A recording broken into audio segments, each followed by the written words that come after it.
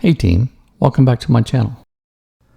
The source code for this video is available on my GitHub account. Follow the arrows to get the file. Let's walk through this together. Here is lesson 6. We're going to get user input and then print it out. Now I'll be using 64-bit Intel syntax assembly. Now on line 3 here, it's telling me about a URL so I can go get the system call table for read, write, and exit. Let's see what that looks like. So I'll just scroll down until we see 64-bit and notice the code is 0 for read, 1 for write, and then 60 for exit. So let's use some pound defines here. Here you can see I've named them sys write 64, and that is the code 1, sys read 64, that's 0, and sys exit 64, that's 60.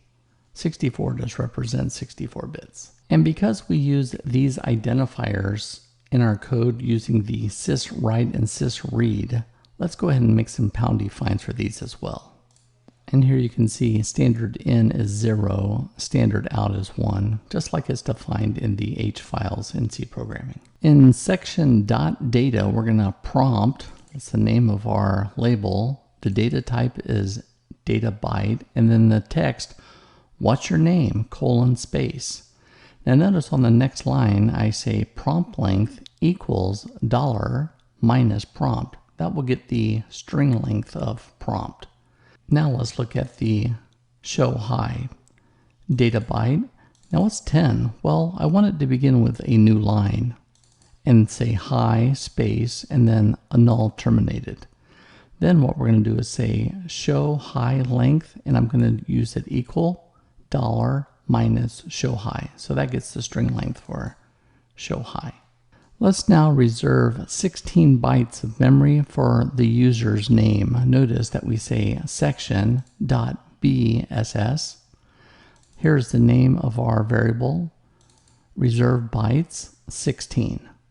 On line 24, we say section.text and then global_start. Notice on line 27, this is where our program begins. Don't forget the colon. So here's the pseudocode of our app. So we're going to print the username, what's your name? Then we're going to get the username from standard in. Then I'm going to say print, notice a new line hi. Then I'm going to print the username, and then we're going to exit the program. So these are the steps that we're going to use to write this program. Let's begin. Notice on line 29, I say _print prompt to get username. Then on line 36 is the name of that method. Then we're just going to say return. We'll fill in how to do this in just a moment, but let's at least get the flow of our program working. As you can see, I've created all the stubs. So get username from standard in, print hi, print the username, and then let's exit the app. Notice all the stubs are built. I've deleted all those extra lines, and now notice line 28, let's write the function print prompt to get username. Notice that we're going to be using sys write 64. We define that right here on line 7. Now then I'm going to get standard out. We know standard out is 1. Now prompt, we define that right here. What's your name? And then notice the prompt length where we calculated it using $ minus prompt. That gave us the length. Then we're going to call syscall, and guess what? This what's your name will appear as our output to the user.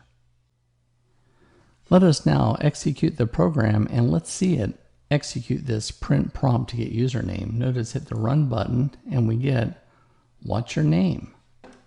Well, we know where everything comes from. Let us continue.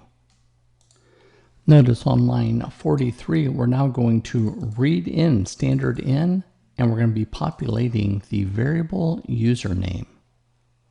You can see here that I've typed in programmer as my username inside of my compiler.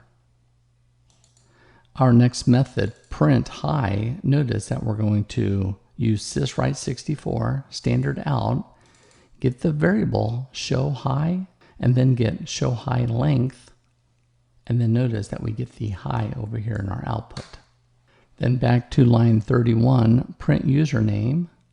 Notice that we're going to use syswrite 64 to standard out, going to get the username, then going to call syscall. Notice when we run this, we should get hi programmer. Now let's add one other feature to make this program just a little bit more usable. Have less lines of code, if you will. Notice on line 15, I'm putting in a macro. So you say %macro, %end macro, and then this is the lines of code that we want to, expand. So here you can see I'm going to say syswrite64, standard out, and notice I'm getting 2 parameters. So here's the name of our macro name, and here's the number of parameters. Does that make sense? Okay, so let's learn how to use this.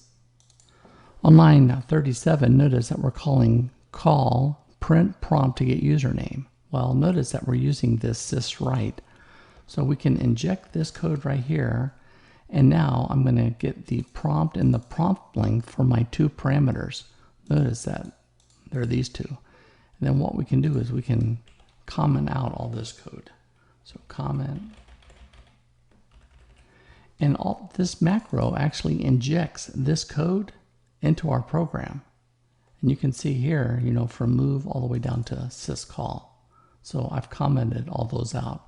Let's go ahead and run this program. Let's see it work again. Ready? Notice everything's still working. Now we can actually just delete this code. Now on our next one, here is going to be get user input. Well, we got to write another one of these. You can see here I'm calling it macro sysread64. That also has 2 parameters. So we're going to move sysread64 into RAX, standard in into RDI, and notice our 2 parameters. You already know how to use this. Let's continue. As you can see, I will then consume the macro we just created. I will then comment out all the other code that's unnecessary, just a duplicate. I'll run the program, and notice that we will get the word programmer. I can now delete this code. And now you can see I have another syswrite64. Well, that's the same macro. So we can copy this down. And then what do we have? We have show high, and we have show high length. And then we can delete this code. And print username. Guess what? We got the same code again. So let's copy this down. And what do we have here? We have a username and 16. Why did I hard code 16? Well, remember when I came up here and I reserved some memory? That is 16 bytes. And now we can delete all this. So notice now our program is much shorter, and we've added these macros to inject the source code into here. Let's go ahead and run this. And notice the exact same execution using the macros. And to finish the app up, we have _exit app. Notice that we're using sys exit64.